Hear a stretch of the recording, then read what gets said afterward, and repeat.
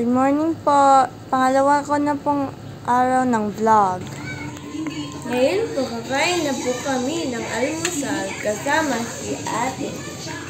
Ito po ang kanin namin, tapos ito naman po ang ulam na corn beef. With natural menthol essence that gives you instant cooling and keeps you fresh through the day. Ngayon po, ako maghuhugas ng aking plato.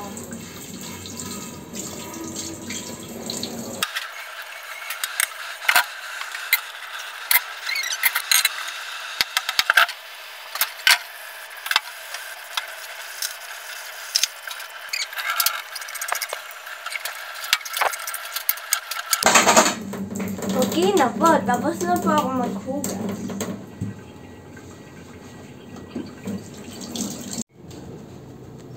Ngayon po ay gagawin ko po ang assignment sa NMP. Assignment. Ito po ang mga tanong. Nung natapos ko po yung assignment ko sa NMP, nakipaglaro naman po ako sa kapitbahay namin. Tapos po, tinawag po ako ni ate at gagawa na daw kami ng corn muffins. Sabi ko po kasi tawagin po ako at ako ang magmimix. Una po, ipapaghalo ko po ang mga dry ingredients.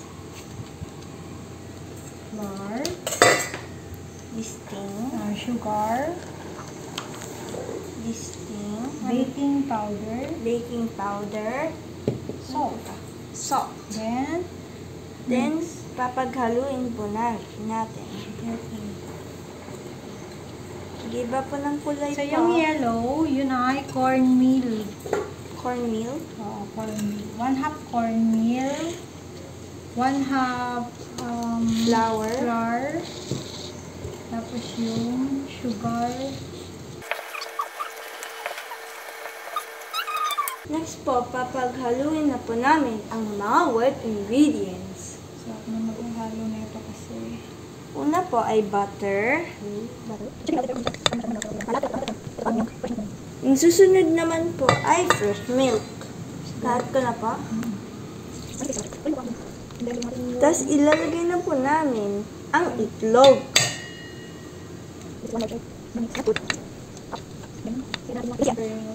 Tapos i-add naman po natin ang corn kernel.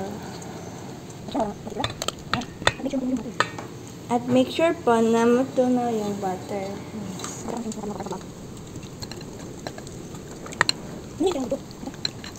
Smells good!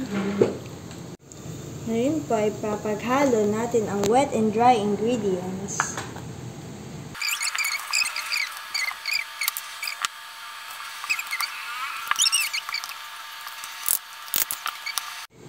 Ngayon po ay mag-grease na po ako nito. Ang paglulutuan.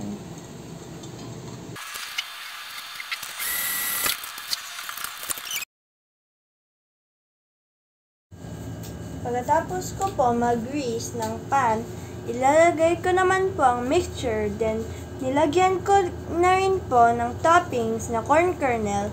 Then, nilagay na po namin siya sa oven.